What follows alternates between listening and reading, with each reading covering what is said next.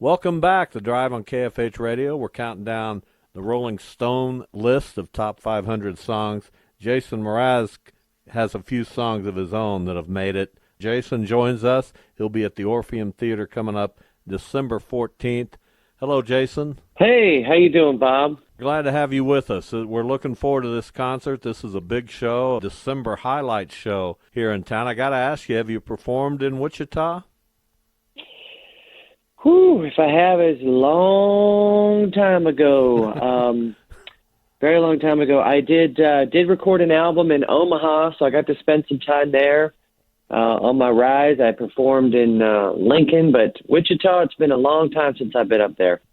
Well, good deal. We're excited to have you. So, Jason, what do you Thank like you. about the theater setting, the kind of intimate? I know it's going to be a lot of acoustic stuff at the Orpheum. What do you like about those kind of shows?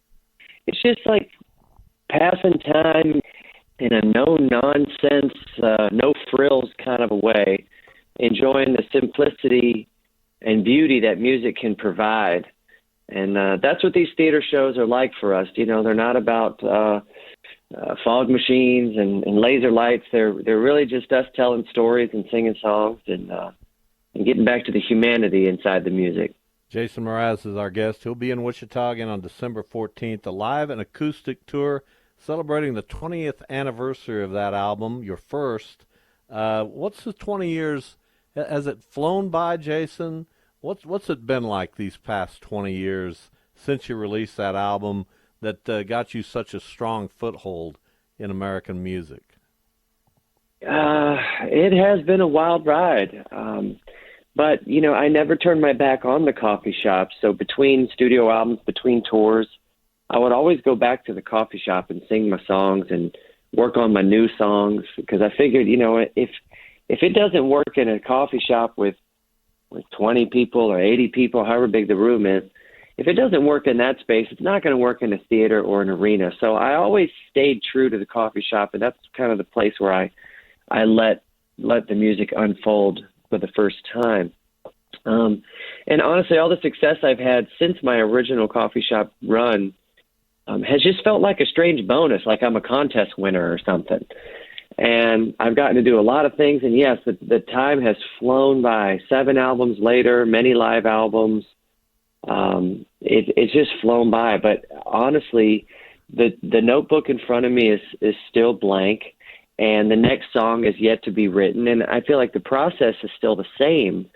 It's just that 20 years has afforded me a chance to do that process over and over and over and over again. But I don't think I'm going to change my ways or who I am at this point. Jason, what was or is being a pop star? I know you've delved into different types of music, but when the Remedy came out and you're all over the radio, what was that experience like for you? And what do you think people, whether it was fans or people in the business, expected you to be after that? Because obviously you're interested in pursuing a whole lot of different types of music. Do you think people expected you to stay in kind of the Remedy era, or what do you think was expected of you at the time? You know, I had a couple of moments where people, you know, and there was more industry insiders who thought, okay, he's the Remedy kid and he's going to do more of that. But, you know, it's hard enough being human and just trying to wake up and say, who am I today? And what is my purpose? And what do I serve?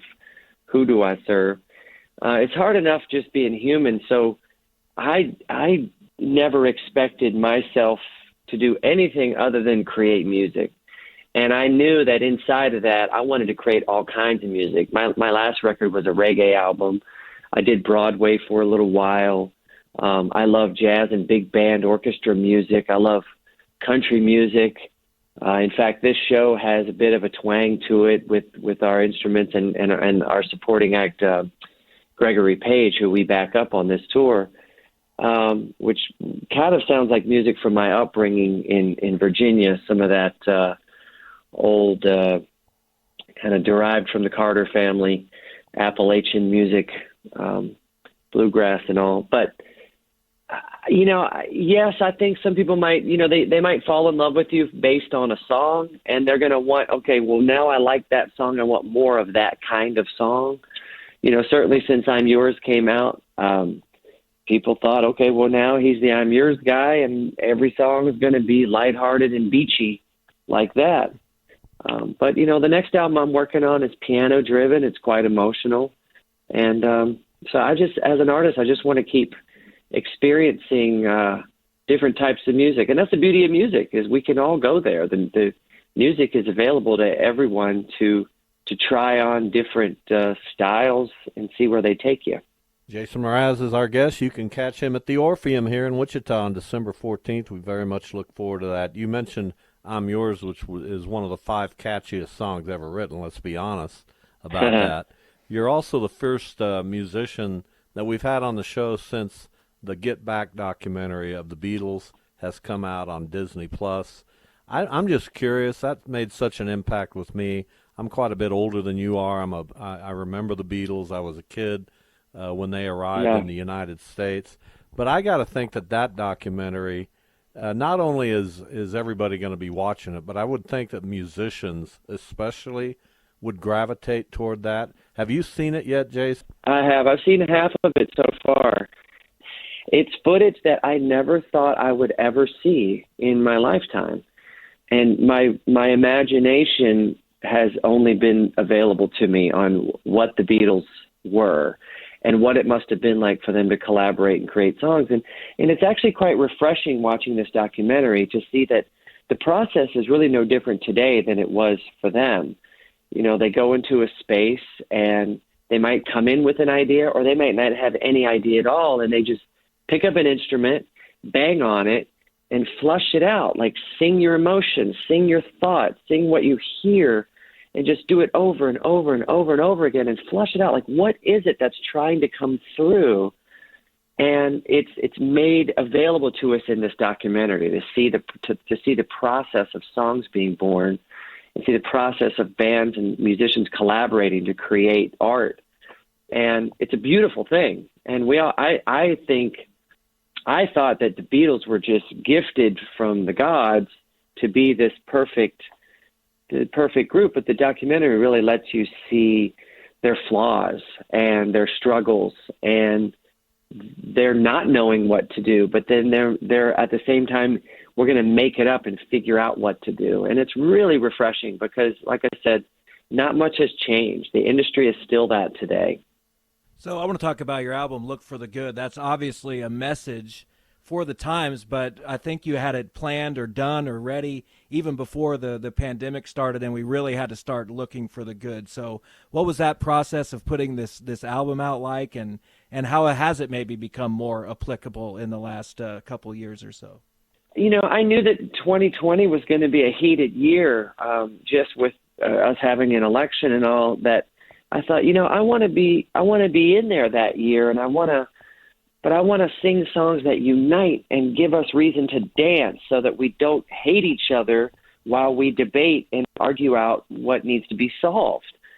And I think those things are important, but I think it's also important that we all still go get coffee at the end of the day, and we all break bread together, and we all still dance together. We're just humans trying to figure it out, like the Beatles. And unfortunately, in 2020, we had the pandemic. It turned out to be a worse year than everyone could ever have predicted. And it was very inconvenient because, putting an album out during that time wasn't easy. My album was a 13-piece reggae band, and then I was stuck at home on a webcam trying to do it by myself, and it just wasn't the same. So it was very inconvenient. But it also was the kind of year that it wasn't about me. I had no business banging on everybody's door or internet portal and saying, hey, don't forget about me, look at me. It wasn't that year at all. We had a lot of growing up to do as a country and as a culture. So I'm okay with what the results, and I'm glad I got to put the album out, and that it still contributed to, I think, the overall effort to advance equality in this world. But it is what it is, and I'm moved on, and I'm out here touring this acoustic thing. And as soon as I get home, I'm working on a piano record with my other band, Raining Jane. So life goes on. You got to keep moving. Jason Mraz is moving to Wichita, not literally. He'll play Wichita at the Orpheum on coming up on December 14th. So before we let you go, you mentioned playing coffee shops, kind of your upbringing in music. You're an East Coast native, came out to the West Coast, you hit the coffee shops. The logical question is, how much do you like coffee? Wow, I love coffee, but here's the funny thing. I didn't really drink coffee before I planted it. I didn't really know coffee. I thought it was supposed to be kind of bitter and you had to add a lot of cream and sugar to it, so I just didn't bother with it. But then I met a coffee farmer who changed my mind, and then I too started growing coffee for this farmer, and now we have over 3,000, probably 3,500 coffee trees on our little farm that we labor year round to grow. And I have fallen in love with it. I really have. I love trying all different types of coffee from all over the world. And I even love just trying the cheap stuff because I want to know the difference. I want to taste it all. So, yeah, I drink a lot of coffee now. I could actually go for one as we speak. I'm glad to hear that. Jason, we've really enjoyed it. Thanks for coming on our show. Best of luck on this tour. We're excited that you're coming to Wichita, and best of luck in the coming weeks and months. Thank you, Bob and Jeff. I appreciate the chance to talk to y'all.